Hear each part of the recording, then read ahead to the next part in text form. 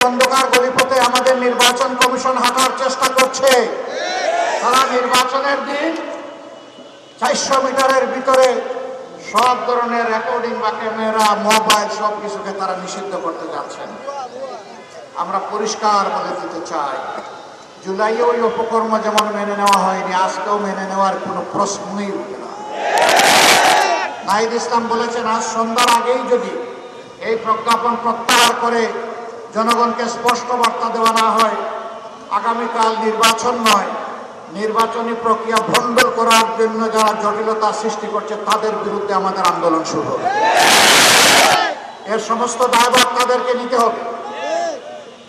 আমরা বহু জায়গায় দেখতে পাচ্ছি RFL gas stove hassle free auto ignition নিশ্চিত করে ঝামেলাহীন রান্না। আরএফএল গ্যাস স্টোভ নিরাপদ ও ঝামেলাহীন।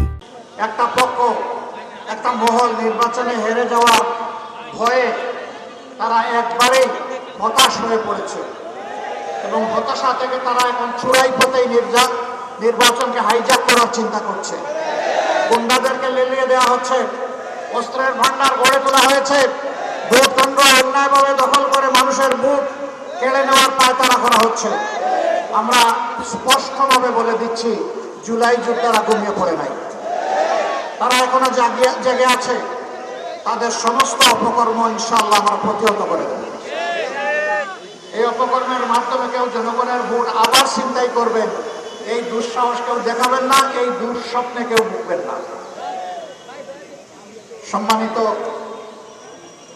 13 আসনের জনগণ, এটি একটি মর্যাদাপূর্ণ আসন, কিন্তু দুঃখের বিষয় কিছু অসৎ লোক এই এলাকাকে বিভিন্নভাবে জর্জরিত করে রেখেছে, সামাজিক অপকর্ম করে। এখানে ব্যাপক হারে বেপরোয়া চাঁদাবাজি চলে, এখানে মাদকের রমরমা ব্যবসা চলে, এখানে আমাদের বুকের সন্তানদেরকে ভুল বুঝিয়ে ব্যাপক বিপদগামী করে তাদেরকে অস্ত্রবাজি করা হয়, দখলবাজিতে নামানো হয়, এখানে মামলা বাণিজ্য হয়েছে। আমরা আমাদের যে সমস্ত সন্তানদেরকে বিপদগামী করা হয়েছে, আমরা তাদেরকে ইনশাল্লাহ বুকে টেনে নিয়ে সংশোধন করে তাদেরকে মর্যাদাবান নাগরিক হিসাবে ইনশাল্লাহ গড়ে তুলব। ওই ধাপ্পাবাজদের হাত থেকে এদেরকে বাঁচিয়ে তুলব আমরা ইনশাআল্লাহ। যদি আল্লাহর মেহেরবানিতে জনগণের বুকে ভালোবাসায় আমরা আত্মবিশ্বাসী, ইনশাআল্লাহ হাও বিজয়ী হবে, ইনশাআল্লাহ 11 দলের পক্ষেই জনগণের বিজয় অর্জিত হবে। এখানে লক্ষ্য করবেন, আমরা কোনো ব্যক্তি, পরিবার, গোষ্ঠীর পক্ষে এই নির্বাচনে নামিনি, আমরা নেমেছি 18 কোটি মানুষের পক্ষে। আমরা ঘোষণা দিয়েছি স্পষ্টভাবে, আমরা কোনো দলীয় সরকার কায়েম করব না, আমরা জনগণের সরকার ইনশাআল্লাহ কায়েম করব। আমরা এও ঘোষণা দিয়েছি, আমরা নির্দিষ্ট কোনো দলের বিজয় চাই না, আমরা 18 কোটি মানুষের বিজয় চাই। 18 কোটি মানুষের বিজয় অর্জন হলেই এটি হবে আমাদের মহাবিজয় ইনশাআল্লাহ তাআলা আজিম। একটা পক্ষ, দল, ব্যক্তি, পরিবারের বিজয়ের জন্য পাগল করা হয়ে উঠেছে। জনগণ তাদেরকে অতীতে দেখেছে আর এখনো তাদের কার্যকলাপ দেখছে। আমরা বিশ্বাস করি বাংলাদেশের শান্তিপ্রিয় জনগণ অবশ্যই তাদেরকে সমর্থন করবে না, তারা জনগণের দ্বারা প্রত্যাখ্যাত হবে।